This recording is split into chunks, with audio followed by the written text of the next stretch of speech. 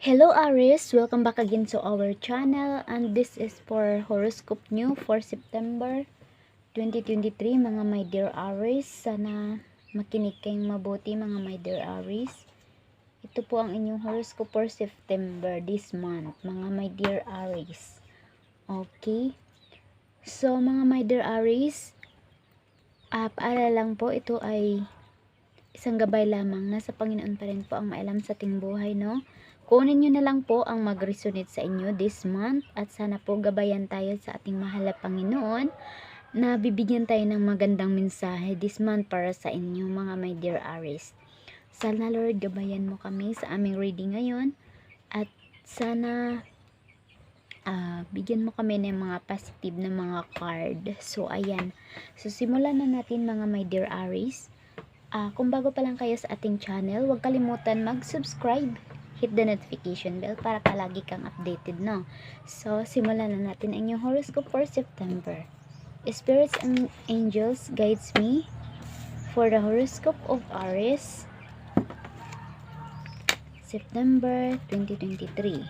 So, alamin natin, no?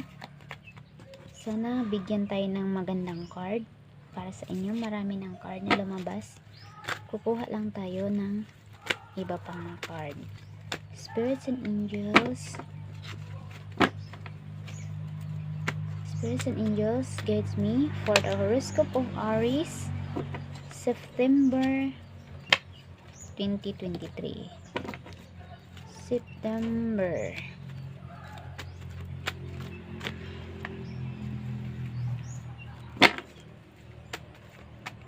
My dear Aries. So, ito na ang mga card natin, mga my dear Aries. So,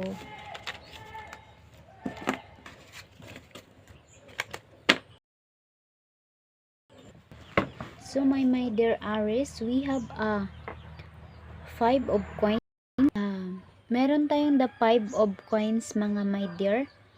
Posibleng for some of you, ang mga member po ng mga inyong mga pamilya, or inyong asawa, or posibleng kung kayo ay mag-asawa, posibleng may problema po kayo sa money this month for some of you, no? Paalala lang po, hindi po lahat makaresonate mga my dear Aries. So, hindi po pareho ang sitwasyon ng tao, no? Kaya, kunin nyo na lang po ang mag-resonate. So, meron tayong the King of Wands. Dito mga my dear, malayo po ang inyong mga iniisip. Kumbaga, maging emotional kayo this month. Okay, with the King of Wands. Sibling maging emotional kayo dito. So, meron tayong the Strength. So, kailangan nyo daw ng lakas ng loob para pagdaanan ang mga ano ba yung pagdaanan ninyo, mga problem this month. Kailangan nyo ng magpakatatag kayo this month, okay? Kung ano man yung mga problema mo this month, September, mga my dear Aries, is kailangan yung tatagan para lampasan iyan, mga my dear Aries. So, dito we have the Queen of Pentacles. Dito mga my dear Aries, napakabusilak ng inyong puso dito. Posibleng kayo ay tumutulong ng ibang tao this month, mga my dear Aries. Okay? So, napaka mapagbigay nyo this month. Kumbaga, marami kayong tutulungan this month. Siguro successful na kayo this month, no? For some of you. So, dito, meron posibleng for some of you, kung kayo man ay merong mga magulang na mayaman, na matanda na, or mga lolo at lula, posibleng kayo po ang pamamanaan ng kanilang mga pamana, kanilang mga yaman, okay?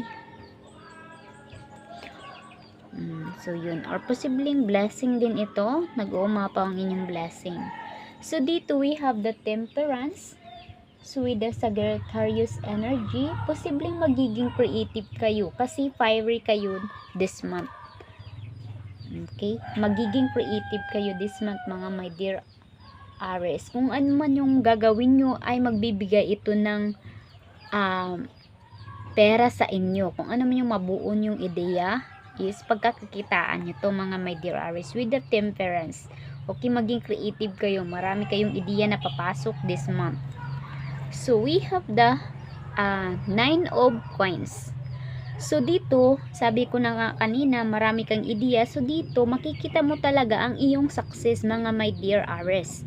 So meron na tayong coins, marami ng coins dito. So for some of you, hindi na problema sa pera this month. For some of you naman ay na problema. So hindi naman lahat ng sitwasyon, pareho tayo ng sitwasyon. No, meron namang mahirap, merong mayaman. So ganun siguro. So, ayan po, nakikita na this month. So, dito, merong maglalayag. Kumbaga, posibleng lilipat kayo ng lugar, lilipat kayo ng bahay, or lilipat kayo ng lugar.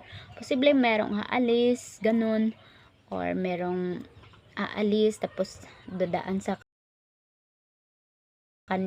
dumaan sila sa dagat. O journey by the water to. Okay. Kung makaresonate kayo niyan na maglalayag kayo gamit yung mga barko or sasakay kayo ng mga barko, ibig sabihin nakaresonate kayo sa card na ito. So dito we have the 5 of sword. So dito guys, merong nag-spy sa inyo or nainggit sa inyo. Hindi ko alam, ganun naman talaga ang tao kapag merong mag-success, merong maiinggit. So ganun talaga ang buhay. So, depende na lang yun kung sinong nainggit dito, mga my dear Aries, ikaw ba or yung mga tao na sa paligid mo. So, kayo na po ang bahala kung saan nyo ilalagay ang baraha. Okay? So, we have the 3 of sword. So, for some of you naman, mga my dear Aries, naman merong delay. Hindi ko alam kung ano ba yung mga hinihintay nyo. Pero mabagal ang kanyang pagdating, no? Posible itong love life or pera, mga my dear. Merong delay na nakikita natin dito na posibleng matagalan pa siya, no? Ganun mga lodi, or posibleng ma-involve kayo sa third party situation. So kayo na pong bahala saan nyo ilagay ang baraha. So we have the last one. Meron tayong the 6 of cups. Posible yung mga alaala nyo in the past, mga my dear Aries, posibleng mag-reflect this month, September. Okay? Posible yung mga alaala nyo, mga kagahapon, kumbaga yung mga kabataan pa kayo, posible yung maalaala ngayong September. Magbabalik po siya sa inyong mga isipan. Okay, or possibly merong isang tao, past relationship nyo, na magbabalik this month of September. So, asahan nyo yan, mga my dear Aries. So, meron kayong mga alaala dito na masaya kayo, na nagsasama, ganun. Sana all masayang nagsasama. So, yun po, mga my dear Aries, no? So, yun lang po, my dear Aries. Asahan nyo po ang mga blessing this month kasi meron tayong paglalayag, meron kayong tumulong kayo sa kapwa nyo. Ang sabi ng card dito na tatagan nyo ang inyong loob kung sino man yung nagagalit sa inyo, patawarin nyo na. Kasi dito merong dito, alitan na nangyayari, mapapatrouble kayo sa isang bagay. My dear Aries, sana po ay nag-enjoy kayo sa inyong reading this month. So, thank you for watching at sa susunod ko pang mga video, huwag kalimutan mag-subscribe, hit the notification bell para palagi kang updated. Thank you and God bless you. So, meron pala akong isang sasabihin, mga my dear Aries. Meron pala tayong negative energy dito with the 5 of sword. So, kailangan yung mag-ingat this month, no?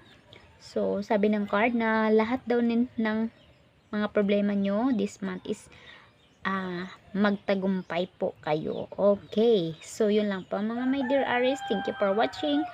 Sana meron kayo natutunan this month or this reading. Okay? See you on my next video.